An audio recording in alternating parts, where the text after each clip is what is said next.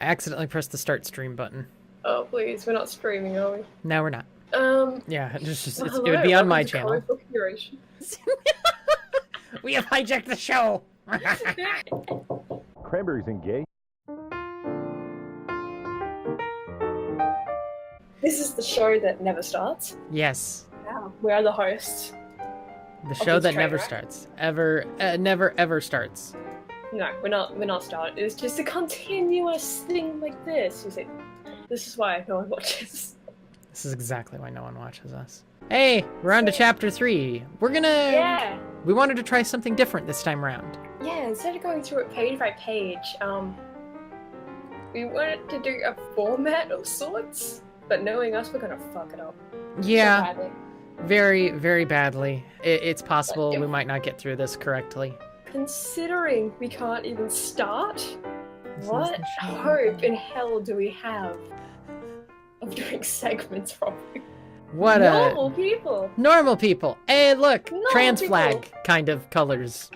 Yeah, and And look, it's yeah, like... we said, oh, I didn't cross one thing out in the bingo thing. And we said we weren't doing this page by page. Yes. Just discussing the chapter page. Yeah, the chapter page Because that I we're feel talking like- about, yes. I feel like every time that we come across one of these things, we need to talk about it in some aspect. Mhm. Considering she did say the chapter page may have nothing to do with the contents of the chapter itself. I mean, She did it say has... that, remember? Yes, she did. I will say that this one definitely has context within the chapter. Oh, look, the boy is in the blue. Oh, look, the girl is in the pink. Oh, look, the tranny is the white. Because white is pure. It's inadvertent, but this one reminds me of Neapolitan ice cream. Yeah, those author's notes. Yeah. God damn. No school uniforms. But let's jump into Our the little... first segment. Which is basically us explaining the plot. So, who wants to go first? You go ahead. Okay. You do the first one. Starting. Okay, so this chapter splits up into 3 separate bits, following each of these 3 characters you see on the chapter page. And they're weird. They're kind of connected, but they're kind of not. Gavin and Rain are more connected than the random bitch on the right. Basically, it's just going through everyone's day. Rain, Gavin, Maria, and Rudy at the mall, and then Aunt Farah meeting this bitch, who's also her neighbor, who has a sister who's a... Yeah, we'll get into her later, but I don't want to really spoil that, but she's a weirdo. And fucking disappoints me greatly. And it's basically just going through Gavin and Rain kind of weirdly reconnecting and all that bullshit. And Farah being the weirdo white knight aunt she is. I can't think of anything more to say than that. Okay, well. You gonna set the title for yourself, or...? Yeah, let me see if I can try to summarize it in my own way. All right, so this chapter is... She basically starts off with like, oh yeah, it's gonna branch off into multiple different stories. Lots of mini stories going on all at the same time. We have a mini story with Gavin having an inner dialogue or something. Not really. You don't really get to see inside of his head. You have Rain meeting up with friends at some point, and then Farah is by herself, kind of, and then decides to go meet neighbors. Meets the neighbors, and one of the neighbors is the bitch on the right. Then eventually they all connect back up together at the mall. Not all of them, actually. Rewind. Eventually they all come back. Fuck! Restarting.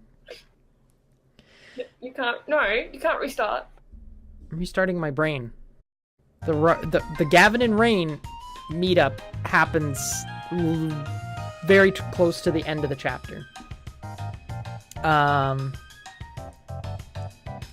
And it's kind of It just is. I'm terrible at this. I think that's good. That's fine. I think the fact that And we're that's both the end. kind of bad at this. And that's the end. I think the fact that we're both kind of bad at this is kind of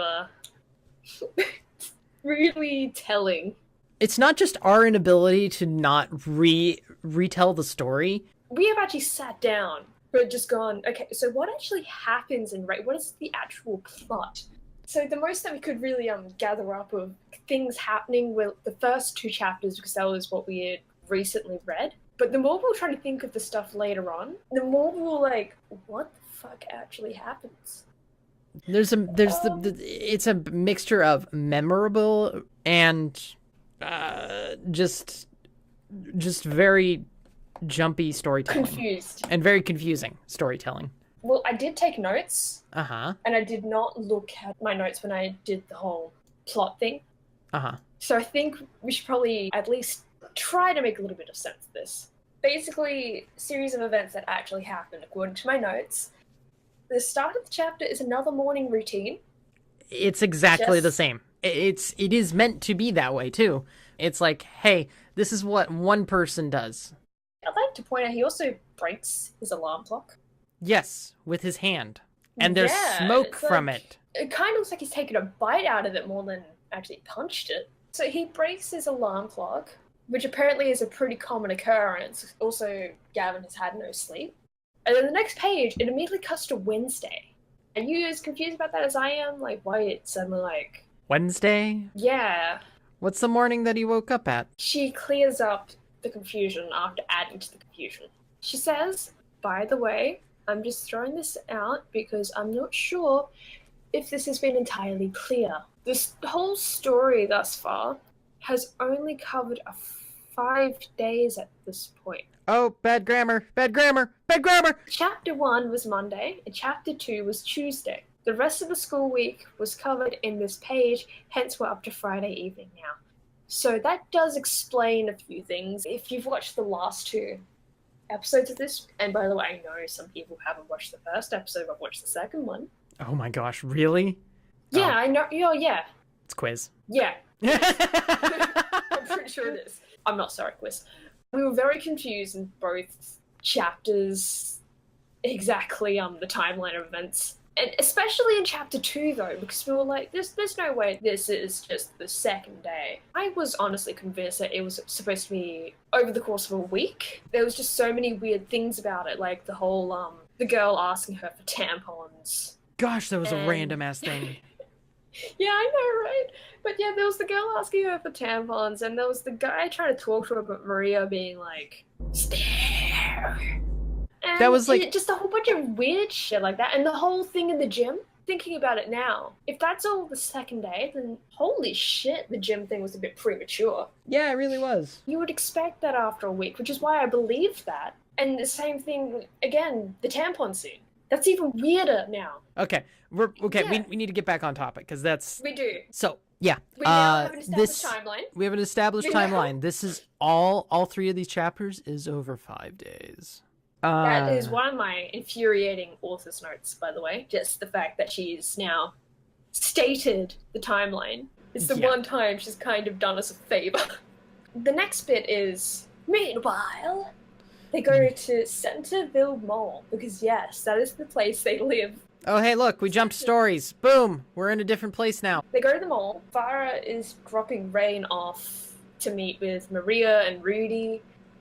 Still doesn't know how cars work. And apparently Rain has no phone, which I guess for the time period 2011. Yeah, no, that's when this page chapter came out. Like, that's more normal then, which is why I'm not as weirded out now thinking about it. Yeah. I honestly think that it's not like a huge deal that she doesn't have a phone. No, it's just the car. The one with Aunt Farah looking out is, also she's looking out on the wrong side too. I don't know which side is the mall on? Which side are they facing? I don't know. I'm not sure. I feel... Is it on the driver's side? It's on the driver's side. It might be on the driver's side. But she's pointing the wrong way if she's on the driver's. What's going on? I'm confused. She admits that she was struggling to come up with a name for the town. So she's centered. So she's settled Settled on Centerville. Centerville. The interesting thing about that, though, is apparently it's a throwback to an actual abandoned story she had. Abandoned story idea. Yes, but it had a title. Yeah. And it's even more generic than Centerville. Everyday Life. The best. So it was called Everyday Life. It had other towns surrounding it, such as... And I'm quoting here, by the way. I'm not making this shit up. I wish I could make this shit up. So the surrounding towns of Centerville would be Uptown, Left City, and South by Southeast Place. Yeah, that's dumb. Left City. Left City. Uptown, I can kind of see the humor in that. South by Southeast Place. That's just. South by Southeast Place is a bit lazy, so is Left City. Uptown, I'm okay with Uptown. But apparently Rain is kind of the successor to Everyday Life, which doesn't give me much hope for what Everyday Life could have been. Yeah, no, it really doesn't. So they go to the mall. Maria and Rudy kind of, for some fucking reason, they go through, like, Rain is wearing all these wacky costumes in her head. Oh my god. Okay, this is a very upsetting page to me because of the author's notes. Fan service! This is really a mostly unnecessary page. Mostly unnecessary page. But man, does it make me laugh. It's one of my frustrating ones, yes. It's another Mary Stu thing. And Yeah, it's all from the lesbian. Well, it kind of is, but it kind of isn't at the same time. It's from both of them. Yeah. Like I'm assuming it's Maria's imagination here, but it's Rudy saying it. That's very true. So Rain shows up. Maria calls her like perfect, even in the author's note. Okay. All right. Come on now. You're the one who had the backwards leg. Come on. And then Rudy comes in and he says he's fighting Gavin. And Maria and Rudy kind of talk about it with a gag of Rain in the background going off to be just kind of fucks off. So Rain's actually run off to the bookstore and she's looking at a Kaminari cardboard cutout. Afterwards is probably one of the most pointless pages. All it is a very sad joke, and it doesn't even make any goddamn sense. It really is. Farah just being like, I haven't really had much free time by myself. I don't know what to do without Rain. Oh, I could read a book. I could play a video game. I could grade some homework that apparently she hasn't marked at all. Yay, incompetence! And then it ends with a joke about time passing. And then in that author's note, it explains how the story is evolving a little with this chapter. It's evolving by going in all different directions. And apparently our move back to Farah here is mostly transitional. And there is a point to it of showing she really doesn't know what to do with herself. But there has to be a better way of going about it, like really. The amount of jumping that we've already done is insane. So then she calls Kellen and hold the text Batman. And then she gives her the idea of talking to the neighbors. And then we're introduced to the bitch from the chapter page cover, Heather. You also meet Heather's sister or brother, or whatever the fuck she decides she's to stay, because, she's a gender fluid. Yeah. The first time I read this, it took me so long to figure that one out. Oh, it's disappointed in myself for that. Yup. She totally wouldn't have figured that out on her own. She just has kind of a strange hobby. I don't even know where to start with that. They cut back to the mall, and it's Gavin and Rudy, and they're walking around, and they're discussing... There's that face! What is that face? Look at that face! Look at that fucking face!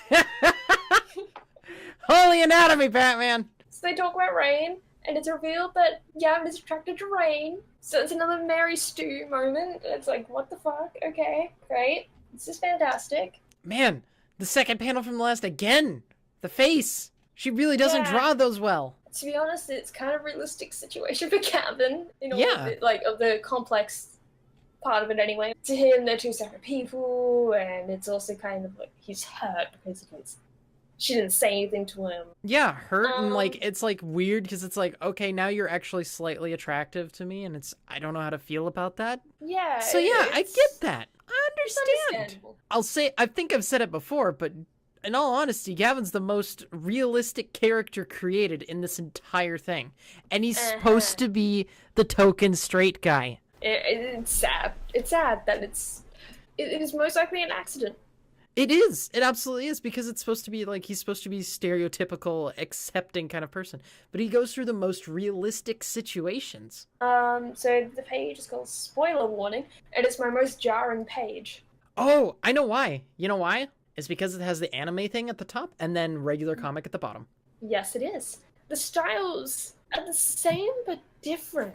The girls on the right eyes don't look quite right. Might be just the angle, but it just doesn't look quite right. I'm not going to say it's perfect, because there are definitely things in that top panel that are off. But at the same time, though, it's still a major improvement to the rest of the comic. Like, there's no debate about it. There's been more work and care put into that top panel than the rest of the comic. And it shows. Anyway, they talk about the comic, or the manga that they're reading. Maria explains really blandly what a gaydar is. Oh gosh, I remember that. Yeah, then makes the joke of a trans equivalent, a trans receiver. The rest of the page is supposed to be heartwarming. Do we ever figure out what the fuck she said? I think you do later, in a later chapter. Is this the first appearance of those double pages? I believe so. It's really terrible when she does this, because it's not two separate files. Uh-huh. It's one file. It's one image. She connects them at the bottom. Why do you do this? Yeah. What is wrong with you? Can I also point out that one of these panels, Rain looks like a cyclops. I know, she's going for that one-eyed look, but good lord. The up-close shot is very off, too. It's very not quite right as well. And then it jumps to Heather and Kylie discussing their family situation.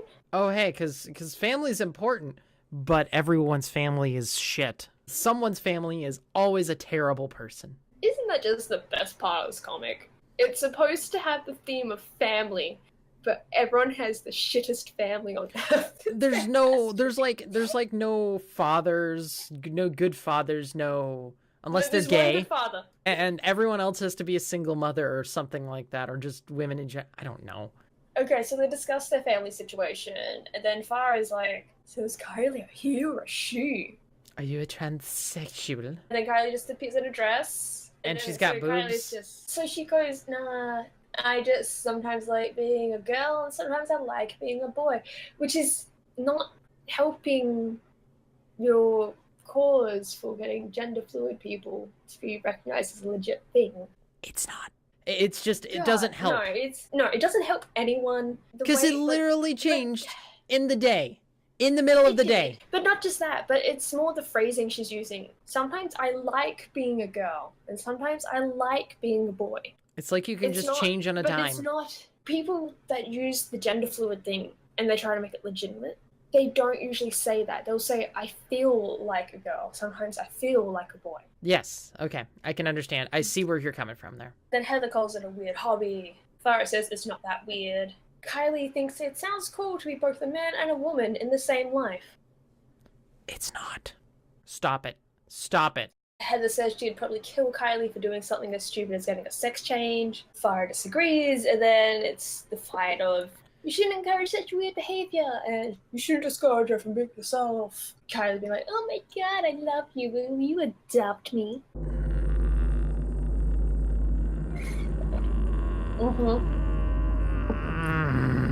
God, and according to the author's note for that page, Heather is supposed to be closed-minded. Not only that, apparently also frickin' champion of trannies over here. So then we're back to Gavin and Rudy, and they're discussing an apology, know what you would say. And I think this is one of my other annoyed author's notes things, of apparently this is a really intense page. Take her word for it, not mine. And she also admits to having two separate scripts for two separate outcomes. The fuck? Wait, I didn't know that. Yeah, it's right there.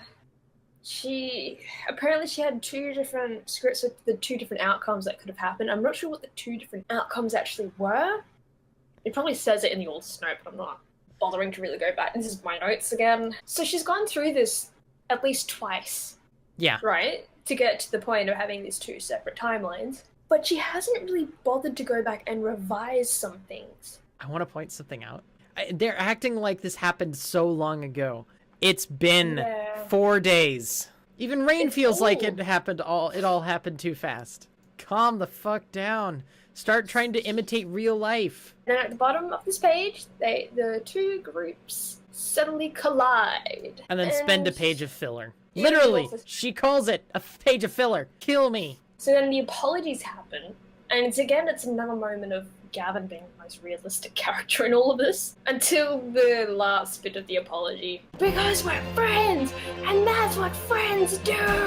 Yeah. Real rage! Friendship!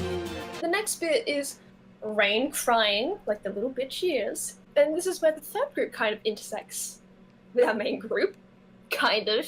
So Farah is now drunk off her ass and sleeping on the neighbor's couch. Kylie answers the phone, and of course Rain is pissed that she can't go home because her drunk ass aunt is passed out on the couch, and her voice drops. And here's the thing that I pointed out a little earlier, off thing, that pissed me off a little bit.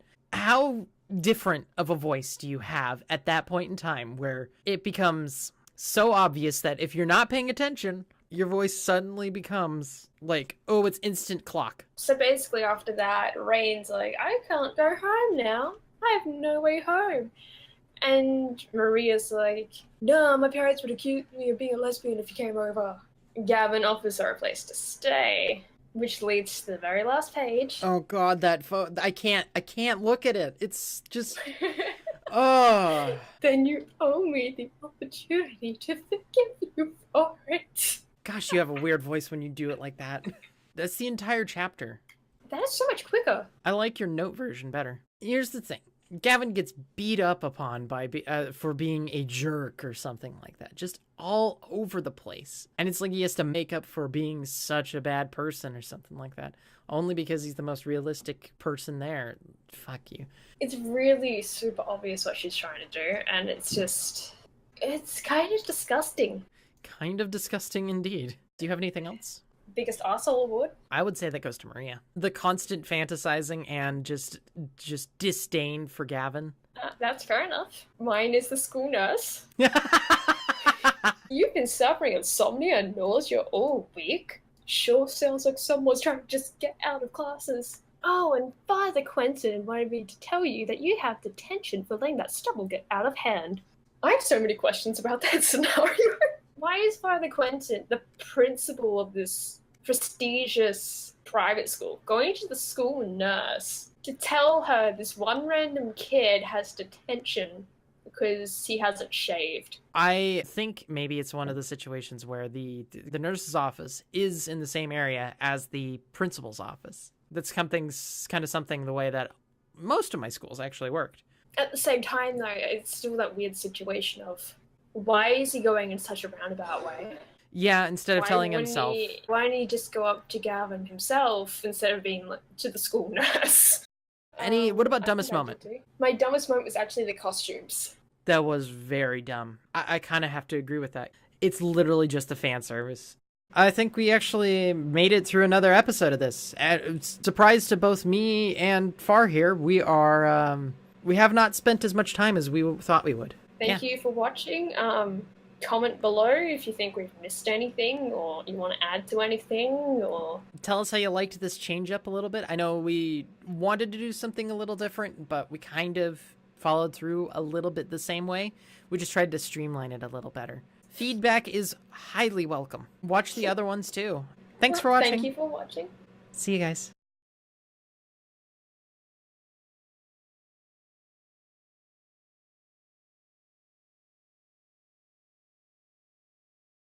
Gavin, honey, what was that sound? I do want to point out the page name Best Week Ever. Who crushed Gavin's head in the last 3 panels? His alarm clock came back for revenge. Social justice in a nutshell. I don't know. What else is there discussed with this? Rain bingo. I made a bingo sheet this ages ago. for the moment, this is what it is. And we played before we started recording, and we got 3 bingos. 4 if you include the diagonal. Oh yeah, I didn't say that one.